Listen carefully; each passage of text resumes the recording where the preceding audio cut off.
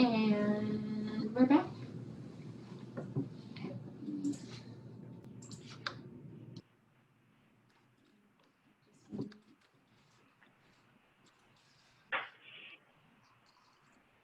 All right, Crystal.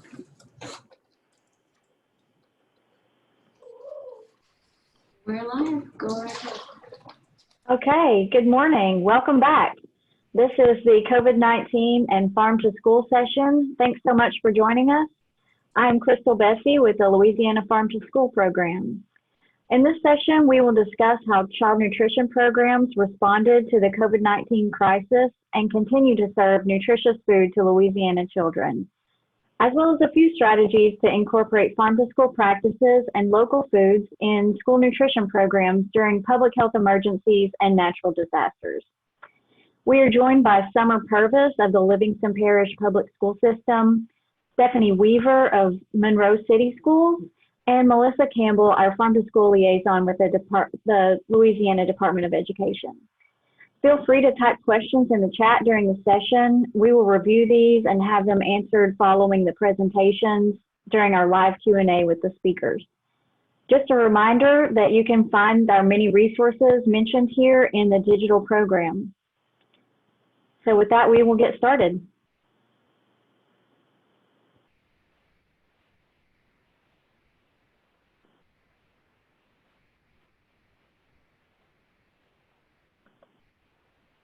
Hi, I'm Summer Purvis, Supervisor of Child Nutrition Programs for Livingston Parish Public Schools. So just to give you a little background about our school district and our return to school this year, we have 43 schools. 39 of those have full service cafeterias, and we have 4 cafeterias that are simply serving sites. Currently, we have around 26,000 students enrolled in our district, and for average daily participation last year, for breakfast, we served about 13,000 meals per day, and lunch was around 19,000. However, since the COVID pandemic, our average daily participation is around 50% of those numbers. Over the last 3 years, we have continually tried to increase our participation in farm to school programs and procuring local product. But we have had some decline in that this year with the COVID pandemic. As scheduled from our original school calendar, we did begin school on August the 7th of this year for on-campus instruction. We started on a hybrid schedule, so our pre-K to second grade students attended in-person instruction 5 days a week, while our 3rd through 12th grade students alternated instruction 2 days 1 week and then 3 days the following week. So since moving into phase 3 though, we have been able to return pre-K to 12th grade to 5 day a week in-person instruction at all of our campuses. So we were glad to be able to welcome all of our students back to campus. We do still have approximately 2,100 students who are participating in 100% virtual instruction. And for these students, we do offer daily meal service at 9 sites, and that has decreased as that number of virtual students has reduced.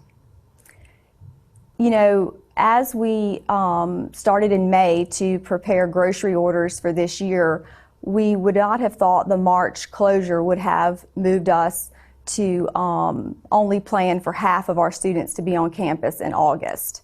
That was never a possibility that we had considered. The pandemic, I guess, going on this long or affecting our school system this long. So, you know, the hybrid schedule has made it difficult to plan or to accurately plan for how many students are going to be on campus each day. There's A days and B days, and there's nothing to go from. There's no prior history to look at. And it is the start of school, which you have a staggered schedule for pre-K and kindergarten. So those things have also made it increasingly difficult to accurately plan and forecast. Typically, in an elementary school, your average daily participation for breakfast and lunch may waver by 8 to 10 students, a few more for high school depending on what the menu is, But our managers become very familiar with forecasting and can easily calculate what they will need for a month in advance, months in advance, or even the entire school year. And so this has definitely been something that's different for us. Because of this situation being so fluid and not knowing from week to week if we would change phases back to phase 1, forward to phase 3, or if there would be a need for an individual school to have a temporary closure due to an outbreak, forecasting and our inability to accurately forecast has been a barrier in our ability to procure local product. Normally, we can, like I said, forecast very easily for a long period in advance, while local producers, forecasting their yield and harvest dates are often sometimes a challenge for them because they continually work with uncontrollable circumstances like the weather. But with the COVID pandemic, those roles have been reversed, and it's us, the child nutrition professionals, who were unable to accurately forecast for those local producers. However, as we have moved to phase 3 and our students have returned to campus, we do hope to see an increase in that daily participation and in our ability to see some more consistent numbers that will help us to forecast for the spring. And this will allow us to secure more local products like fresh strawberries and things like that for the coming spring. So in the discussion of how has COVID affected or changed school food service, I think the American proverb, the squeaky wheel gets the grease, has never been truer than this year. The COVID pandemic is definitely the squeaky wheel. It has consumed all of our time, our energy, our innovation, and our resources since March. Usually late March to early June is the time of the year that we can kind of take a breath and focus on the bids for next year, develop our marketing plan, finalize our cycle menus, evolve staff trainings, brainstorm on how to enhance the coming year, see what didn't work this year and what we want to approve for the upcoming year, but not this year. This year, that period of time was spent navigating through curbside meal service, temporary closures, rescheduling grocery orders, commodity deliveries, only to reschedule them again and then reschedule them again. Managing our staff, when the staff is working from home, the PEBT enrollment, Zoom meetings, mail order meals, and 1,000 other things that we felt completely unprepared for. But as we moved through those things, we moved forward, hopeful to begin planning the school year. But that wheel started to squeak again.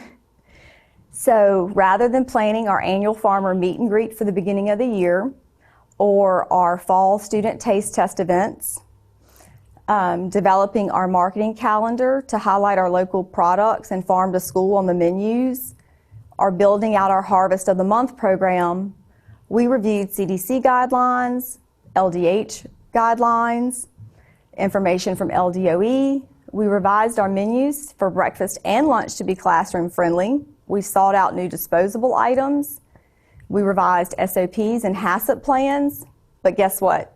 That wheel just kept squeaking. Then there was emergency leave forms for employees, and changes to guidelines and regulations just roll in every single day. And trying to balance that with all of the responsibilities that come from just normally opening up a school year became very overwhelming, to the extent where I feel a lot of food service or school food service departments were simply at the point their goal was to get school started so that they would know what to expect for the coming year, just to make it through. And so when we did start school on the 7th, me and my staff, of course, deployed to our schools and to the cafeterias. And what we realized is that we may not be able to silence that squeaky wheel, and we may not be able to fix it, but we could turn up the radio and we could drown it out, because that squeaky wheel was as we watched our students and we met with our employees, we realized that we couldn't just focus on the squeaky wheel. We had worked extremely hard over the last several years to build a brand, and our students had become to expect more from us than just serving meals.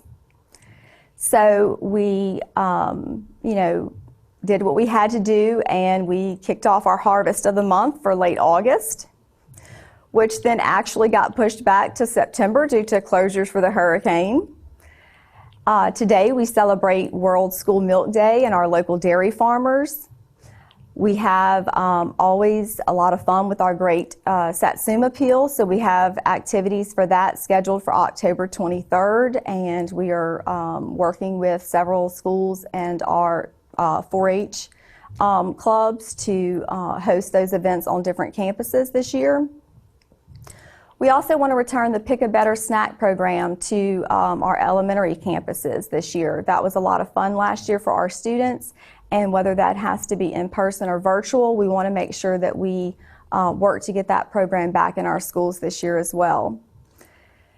So while it was never a conscious decision to delay the planning or implementing of Farm to School and other activities, those things are never the squeaky wheel. They don't have a deadline, and so by default, those are the things that we move to the bottom of the list, the easiest. However, what we quickly realized as we made our way around our schools is that those are the things that are as vital to our department as meal patterns and procurement guidelines. Those are what get our students excited about school meals. These are the things that show our parents, or that our parents recognize as us going the extra mile when it comes to school meals. And these are the things that give our child nutrition employees the greatest sense of pride when they can see those students and the immediate gratification of those smiling faces each day. So activities like Harvest of the Month not only bring excitement to school meals, but they also help to bridge the gap between the cafeteria and the classroom. And to be honest, especially now as we have moved more students transitioning from breakfast and lunch in the cafeteria to breakfast and lunch in their classroom, we want to utilize this opportunity to teach our students about the importance and the impact of agriculture and how it affects their daily lives. You know, in some ways, COVID has forced us to be inventive, to leap forward and try things that we may have not considered on our own. Google Classrooms and Zoom have allowed us to limit physical contact but still connect as a group. So in an effort to further promote social distancing as students return to our campuses, we have recently purchased refrigerated vending machines that we will utilize on 4 campuses. And these vending machines will reimburse or will dispense full reimbursable meals, and the student will never have to enter the cafeteria. So we'll be able to further distance our students from congregating in one location. Students will be able to use the barcode on their student IDs for the scanner, so they'll have limited touch meal service.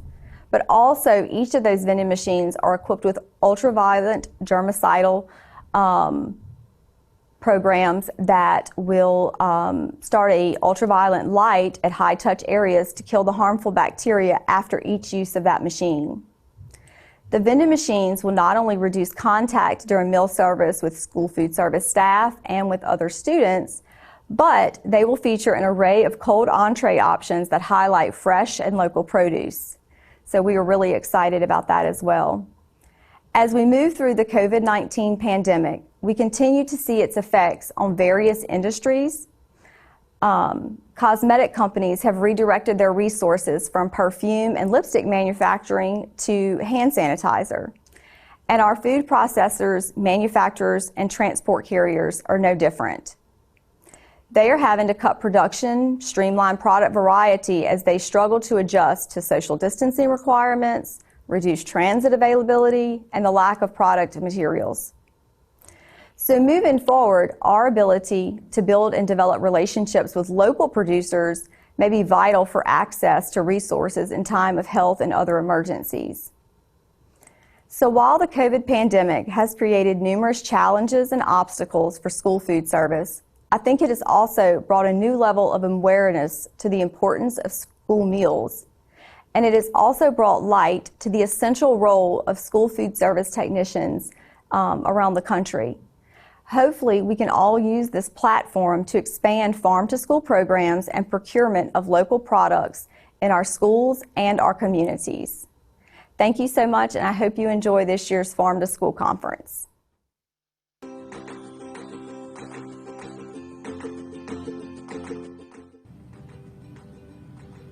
Hello everyone, my name is Stacy Silvestri and I am the principal at Bart DeFalk Elementary School. We at Monroe City Schools have been working tirelessly to ensure our student safety is the #1 priority. Our team has implemented strict guidelines on proper hand washing, social distancing, and the safe delivery of all meals provided. Our administration and food service teams have collaborated to create an effective system to ensure the safety of your children. We're ready.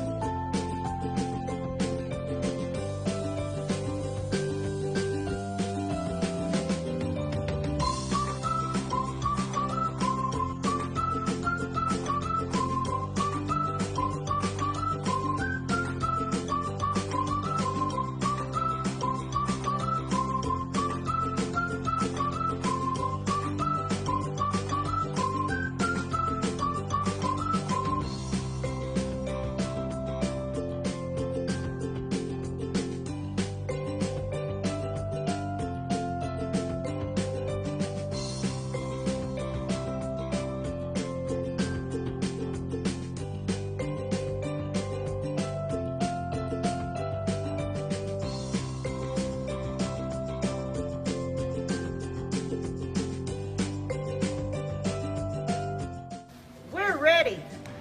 We're ready. We're ready. Hello, everybody. My name is Stephanie Weaver, and I am your Child Nutrition Director for Monroe City Schools. This past spring, my staff hit the ground running to prepare for serving lunch and breakfast grab-and-go style. From March to May, our school district served almost 109,000 lunches and 109,000 breakfasts. We have made sure that every parent feels safe sending their kids to school to make sure they get a nutritious meal, either grab and go or in the classroom or in the cafeteria.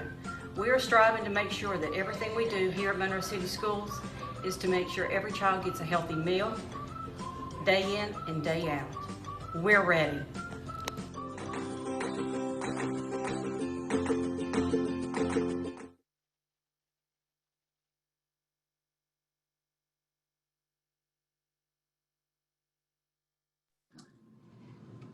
All right.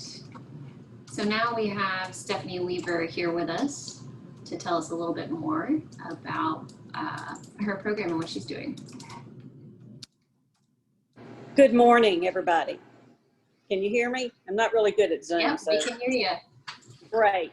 I am very thrilled to be here today.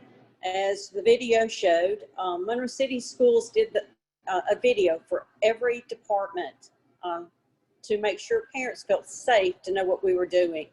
I was thrilled to have my staff come together for that and to make sure that our parents knew that we were going to do everything possible to make sure our children had a healthy meal, whether they were coming in person or whether they were picking up as grab and go. Monroe City Schools Child Nutrition Program, I have to kind of go off of what Summer said.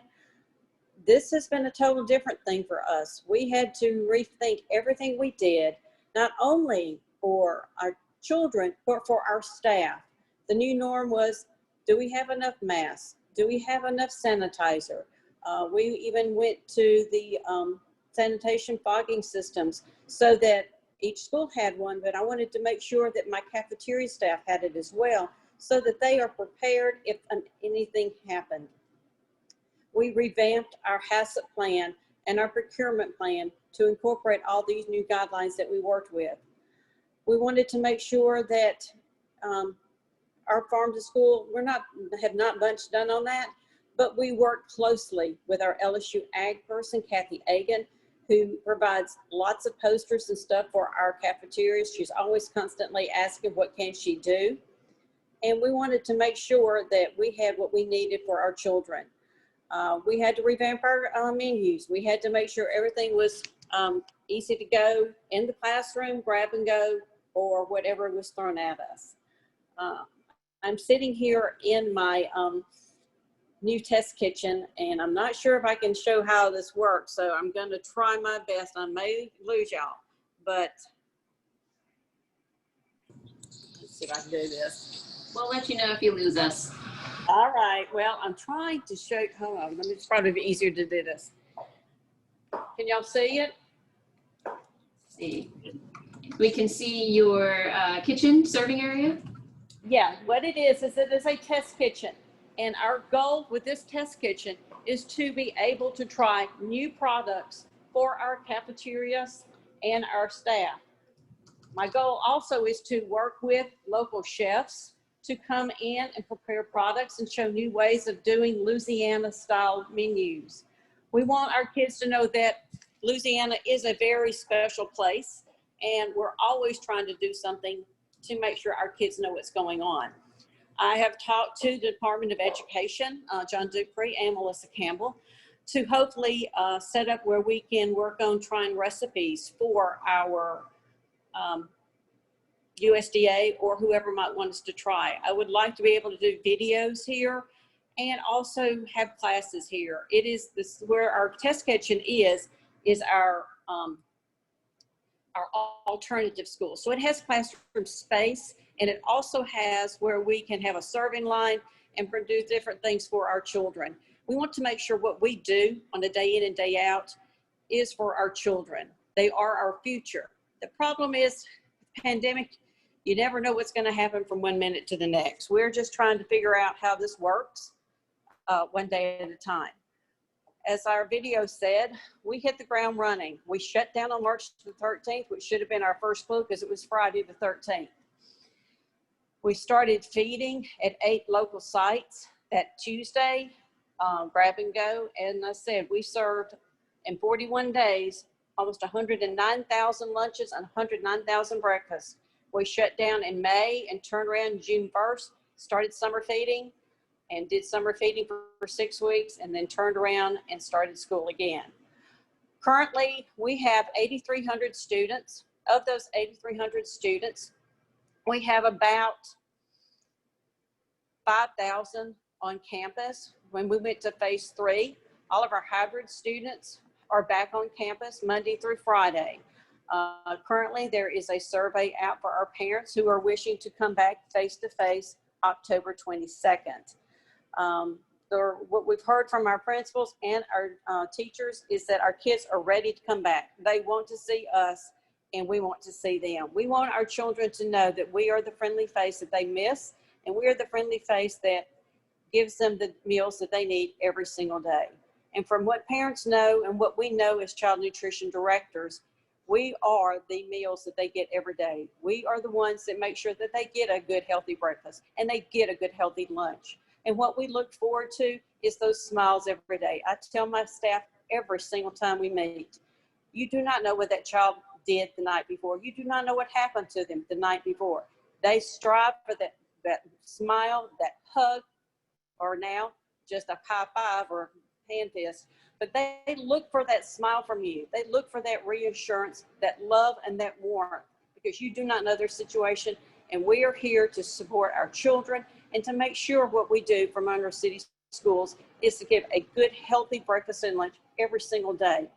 I've been doing this for 32 years, and I look forward to a few more at least.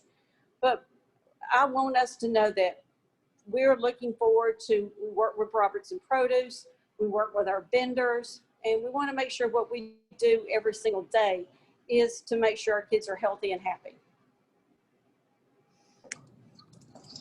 All right. Thank you, Stephanie. Is that all you'd like to share now? Because we'll still have our live Q&A at the end of the session.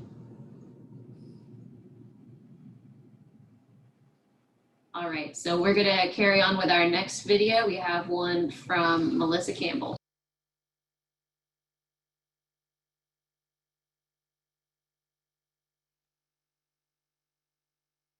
Hi, my name is Melissa Campbell, and I'd like to welcome you today to our discussion of Child Nutrition Program operation during the time of COVID. In Louisiana, we are no strangers to disaster. Situated on the Gulf of Mexico with a rainy subtropical climate and tropical waves from Africa that seem to make a beeline for our coast, Louisiana is officially in hurricane season for 6 months out of 12. In more recent history, our state has dealt with some of the worst disasters the United States has seen. Hurricane Katrina in August of 2005, followed closely by Hurricane Rita in September 2005, the historic flood of 2016, and this year Hurricane Laura, which devastated the southwestern part of the state. Even now, we are keeping an eye on new storms brewing in the Gulf. These events have made child nutrition program professionals well seasoned in preparing for disasters, operating in the midst of difficult conditions, and rebuilding after the dust has settled. At the state level, program leaders have learned to request the federal waivers that simplify feeding operations by temporarily relaxing certain rules even before the disaster actually strikes. At the school system level, child nutrition program directors have found ways to ensure their district's children are fed, even while facing obstacles including loss of power, loss of water, property damage ranging from dumpsters uprooted by wind to demolished roofs and 5 feet of water in the kitchen, damaged equipment, and entire inventories of food that must be discarded. And cafeteria staff, often dealing with the similar conditions at home, still prioritize feeding the children in their communities. Though nothing could truly prepare us for the coronavirus pandemic we are in the midst of, the lessons learned from prior disasters did provide a few tools to help school systems navigate the current situation. In response to the nationwide school shutdown in March of 2020, USDA provided relief in the form of a series of federal waivers designed to make it easier for children to access the nutrition they depend on. One of the most important waivers allowed school systems to transition from the National School Lunch and School Breakfast programs to one of the more flexible summer meals programs. This was critical for multiple reasons. Under the summer meals programs, all children can be served at no charge, and the amount of reimbursement received by the school in exchange for the meal is higher. Because the summer meal programs tend to be community-based rather than school-based, schools were no longer limited to serving just enrolled students. All children aged 18 and under in the community could receive meals at no cost. Instead of being required to pick up meals from a child's school, families could pick up meals from the location most convenient to them and could receive food for all children in the household. In locations where the school system was unable to operate, the change to a summer meals program allowed other types of organizations, including churches, nonprofit groups, and local governing bodies, to fill in any gaps. Another benefit of the transition to summer feeding was that schools could take advantage of the simpler meal pattern. Each of the USDA feeding programs has a somewhat unique set of requirements for the types of food groups called components that must be served. The National School Lunch Program requires that each meal contain a meat, a grain, a vegetable, a fruit, and a milk. There are additional requirements regarding the percentage of grains that must be whole grain, the categories of vegetables that must be served weekly, the allowable percentage of milk fat, and the weekly limits for the amount of calories, fat, and sodium the meals contain. While the health benefits of these rules are very important, complying with them proved to be burdensome in the midst of an emergency. The summer meal pattern does not have the additional whole grain, vegetable subgroup, milk fat, or nutrient restrictions, making it easier to create menus that nourish children while being easily and safely transported. Another series of waivers allowed children to receive up to a week's worth of meals at one time, allowed adults to pick up meals on behalf of the child, with or without the child present, allowed children to consume the meals away from home, and even allowed schools to deliver food directly to the children's homes. This was a never-before-seen departure from traditional child nutrition program rules that required that children be physically present when a meal is served, that they only receive one meal per serving time per day, and that they eat those meals on the school site within a specified time period. The relaxation of both federal and state procurement regulations also helped simplify child feeding programs by removing much of the red tape associated with these processes. At the federal level, government entities are allowed the flexibility to forego the normal bid process during a federally declared public emergency. In Louisiana, the governor's state of emergency proclamations suspended both the Louisiana Procurement Code and the Louisiana Public Bid Law. These measures helped tremendously as schools suddenly needed to buy shelf-stable or frozen foods, packaging for to-go meals, and personal protective equipment. There wasn't enough time to go through a competitive bidding process, and it could be difficult to find one vendor that had these items in stock, much less 3 of them. In situations where a meal component was truly unavailable for purchase, another federal waiver allowed for meals to be served without all the components. In Louisiana, program directors and purchasing staff worked so hard to find the food necessary to serve children a full meal that this waiver was infrequently used. To serve students in a safe and healthy manner, schools and other organizations that provided these meals had to rethink traditional school meal service and find creative solutions to make sure children were fed. Some school systems established grab-and-go meal sites at their schools. These sites provided anywhere from 1 to 5 days of to-go meals to families who were able to pick up these meals without having to leave their vehicle. Other organizations mapped out grab-and-go delivery routes, bringing meal pickup to locations more convenient for their populations. Some districts even experimented with meal delivery by mail. This method required the use of shelf-stable meals, including beverages, and consent by the parent or guardian to have the meals mailed. In the fall, schools resumed the National School Lunch and School Breakfast programs and used many of those same waivers to accommodate the new learning models. The complexity of planning a food service operation to feed children at home, at school, or a hybrid of both, and sometimes all 3 models simultaneously, cannot be understated. Even the process of feeding children who were physically present at school had to be completely restructured. Because children could no longer congregate in the cafeteria in large groups, menus had to incorporate foods that were easily transported to classrooms or grab-and-go locations. This meant fewer traditional home-cooked style meals, which could easily be spilled, and more self-contained and prepackaged options. Additional supplies, especially various types of to-go containers, had to be purchased, and some schools needed new equipment to facilitate packing food, transporting food, and maintaining meal accountability in locations outside the cafeteria. Even with the available waivers, program operators struggled to find solutions to the complex problems surrounding school meal service. In September, USDA announced the availability of a new waiver designed to alleviate some of these difficulties. Under the new waiver, and through December 31st or until federal funds run out, school systems had the option to once again transition from the National School Lunch Program to one of the summer meals programs. Schools that opted to use this waiver could go back to serving children at no charge, receive a higher level of meal reimbursement, and use the less complicated summer meal pattern. Schools and organizations that ran after-school programs for children were also given the option to operate the at-risk after-school meals program so that snack and supper meals could be provided in addition to breakfast and lunch. This was another first for child nutrition programs. Previously, the at-risk program was not allowed to operate along with the summer meals programs. This additional safety net provided the nutrition necessary to vulnerable populations. So in the midst of a pandemic and a hurricane, how do we continue to promote farm to school? Admittedly, there have been some challenges. Supply chains may be missing some links, and fresh food can be difficult to access and serve. One way the Louisiana Farm to School program met this challenge was by working to create an inventory of local farmers who had crops available for sale. Due to the local restaurant closures, many farmers had produce but no market for it. The inventory of farms was shared with child nutrition programs, nonprofit groups, and others who sought to feed the hungry during this time.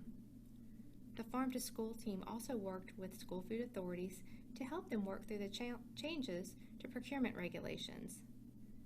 The other speakers in the session are local child nutrition program directors who will be able to provide additional insight into how they navigated disaster conditions to successfully operate child nutrition programs. And with that, I will conclude my piece of this session. Thank you for your time, and please don't hesitate to reach out with any questions.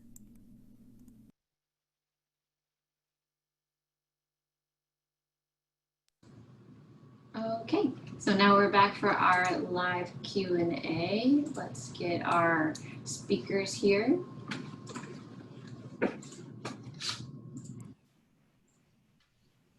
And if anyone has a question that they want to ask, you can put it in the Q&A section. Great. Okay, so I believe Kathy Carmichael has a question. Yes, thank you, Summer, Stephanie, and Melissa for those great presentations. I think we all learned a lot, especially about what it's like to serve school meals in a disaster and a public health crisis. At the beginning of the conference, Melissa Campbell said, opportunity can be found in the midst of chaos. For any of you to answer, what do you think, can you give us some silver linings from all of this, or what you'll take with you for next year in your planning, some of the positive things that have come out from all these crises, and if you can make them relate to Farm to School even better. Kathy? Yes. The silver lining is you never know how much your staff can do. You don't know what they're made up of. And the thing that amazes me so much about child nutrition and my staff is that they never missed a beat. They took it and ran with it. They never said, oh, we can't do this. They always were looking for, oh, how can we make this better? What can we do to do this? What can we do? How can we make this better for our kids? And they were always looking for new ideas. And to me, that was the silver lining, to know that my staff could do anything, basically anything with nothing, because you never knew what you were going to get from one day to the next. And to me, that's the silver lining, that we were true superheroes and we just kept going.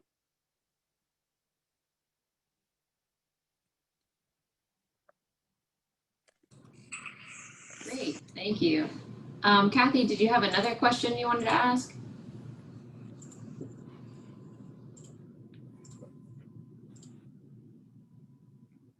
Oh, you're muted, Kathy.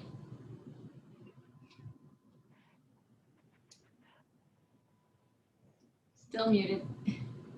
Oh, now I'm unmuted. There we go. I was just looking at the chat box from some of our conference participants, and I already see some collaborations that have occurred from this conference.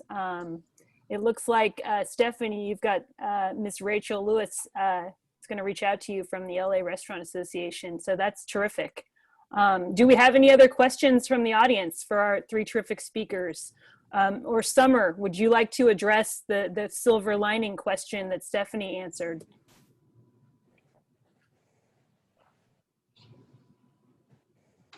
I think we might have lost Summer for just a moment, but she's coming back. Oh, okay. And I appreciate Melissa really giving us an overview of all of the waivers and rules. For those of you that are not in the trenches in child nutrition, there are many, and the federal government really passed a lot of waivers every day. It seemed like another one came out. So kudos to all of the staff at all of the schools to sort of echo what Stephanie said and how hard everyone's been working these past few months. The good thing also on that, Kathy, is USDA is now, I believe it has passed the House to extend summer through the rest of the school year. They're waiting on Senate approval, but from what I hear, that is coming. So I guess we're staying in summer all winter long. I hope we won't have the heat all winter long. It's the program. I told the State Department it's the program that just won't go away. We've been in summer since March, and I guess we'll just keep staying there. So I like the flexibility, and I like the fact that we can do this for my staff. I've preached we're using commodities, and we're using commodities because that also helps our farmers. Certainly. It looks like Eric Scott has a question. Have you experienced problems with over preparing and not having parents pick up the to-go meals? And if so, how did you address this issue? It is I don't like to say crapshoot, but it is a crapshoot. A lot of what we did is we started out small when we first started in March. We did a few at a time. If we ran out, we would say, okay, well, Bart Jones Elementary, they've run out, but you can go right down the street to Jefferson Upper Elementary and get the same meal. And a lot of it was communication. A lot of it was media output. And we did a lot of stuff on our Facebook page, our Twitter account, and our website, letting parents know.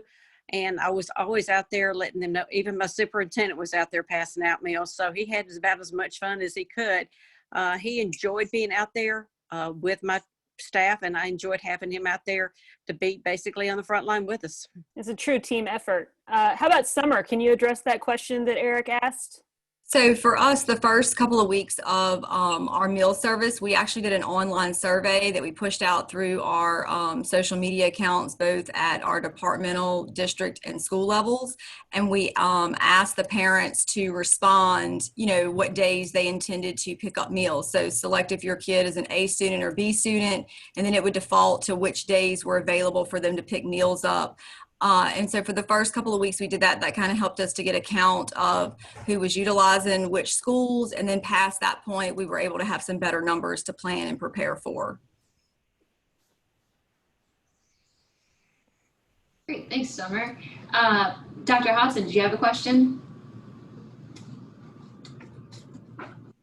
Yeah, I guess it's a question for Summer. I know you mentioned something about relationships with farmers. You had a very successful Harvest of the Month activity with a strawberry grower. What are some of the things that you've done that have worked establishing relationships? So last year we started a farm to school meet and greet. So we held that here at our central office, and we we sent out invitations to local farmers that we had gotten through LSU Ag Contacts, through our local farmers market. We had sent out invitations to them, and we actually hosted, just a meet and greet here at central office for them to come in and fill out some information. We gave them some guidelines as to what type of insurance and what type of documents we required in order to purchase from them. And we, just kind of put a face with the name. We asked them to provide us information on what type of products they would have available and when, so that when we wanted to look at Harvest of the Month and things like that, that we would see what options were available. So. Oh, that's great. I know our farmers in your area probably really appreciated your reaching out to them, because sometimes they may be a little reluctant to contact the schools because they just don't understand your program. But by you initiating the invitation and getting that conversation started, I know it must have really helped them feel a little bit more confident working with the schools. It was, and I think sometimes there's a barrier just because, you think that something's not possible because you don't know what the expectations are or what would be needed. And so I think that helped us as much as it helped them, because we kind of knew who had what and when and how much. And so therefore we could really plan around that as well. Great, thanks. Very interesting.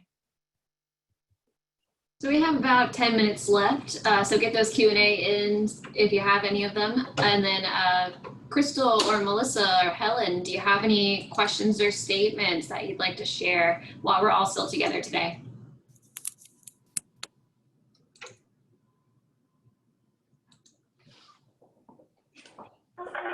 Well, I would just like to thank Summer and Melissa and Stephanie for sharing. I think that they provided a lot of insight, and not just for our child nutrition directors, but also out in the parishes and our community members on how hard everyone is working. And so I'm just, I'm glad that we had this session, and thank you for sharing. All right, and I'd like to share one more poll that we have. Second, we have a COVID poll here so we can get some feedback from our audience. So go ahead and take a second to answer that. What kind of services you used during 2020? And while you're answering that, I'm going to take a second to walk you guys through our program. So there's a link in the chat that you've seen, and you might have received it through email, but I'm going to go ahead and show you guys how to use it by sharing my screen. So this is our program for the year. We've had it designed by our communications coordinator. And if you scroll through, you'll find welcome and instructions on how to use the program. So this entire program is completely clickable, filled with links and resources. Also, if you're having issues using Zoom, we have some links for troubleshooting here. If you're looking for continuing education credits, you'll also find those here. We have an hour for each session and a half hour for the keynote. But this agenda here is actually all clickable. So you could pick which day and look at the full day just as a summary, or you can click on, the individual sessions. So for example, if you were looking for information about our keynote and you wanted to maybe contact Helen, click there on the day and you'll see the email addresses for each of our welcome speakers and our keynote, as well as resources from National Farm to School, the Ag Center, Farm to School program, and Louisiana Believes. And just keep scrolling down, you'll see resources here for our COVID-19 and Farm to School session. So you can watch that great video from Monroe City Schools again. You can get some food safety resources, and I'm gonna go ahead and zoom in a little bit because this is a little far away for me and probably you guys too. There we go. All right, and if you keep scrolling through, what you're gonna find is that we have a one-day summary followed by details for each session. So right now you're getting a sneak peek at tomorrow's session, which is gonna start off with a story of local procurement and then have farm to school garden sustainability. So that's a reminder to join us tomorrow for our next session, and next Wednesday and Thursday for our third and fourth sessions. Recipe, right, so Thursday is special because we end our session with a taste test. So get ready for our sweet potato and black bean quesadilla harvest of the month taste test by going to get your local products. I know here in Baton Rouge, we have a Thursday farmers market, which works out perfect. You can go in the morning and get what you need, or go to your stores and look for Louisiana products. And if you go a little bit further down to our recipe page, so I'm gonna skip through our sessions and get to our Harvest of the Month taste test for tomorrow. We actually have the recipe linked here. So go ahead and go to that and see what ingredients you need to get ready. And go ahead and go get your shopping done so that you're ready to cook along with us and we can all share a meal together. This was kind of our attempt at doing some networking and also increasing everybody actually buying local food so that we can all eat the same thing together and have a little virtual taste test.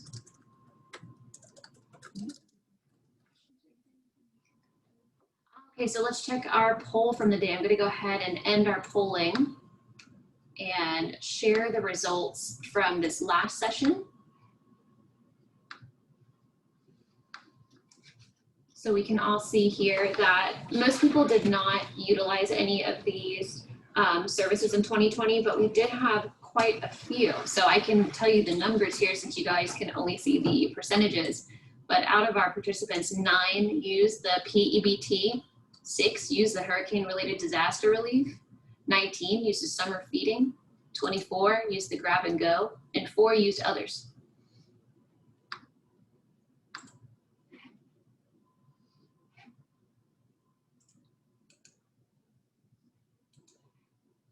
I'm going to go back to our poll from this morning. We'll see who all joined us. So we ended up with, let's see, 10 from the Northwest area, 7 from the Northeast, 15 from Central, 16 from Southwest, and 52 from the Southeast, and 14 from out of state. So I know we had somebody from Oregon, Helen, Minnesota. This is crazy.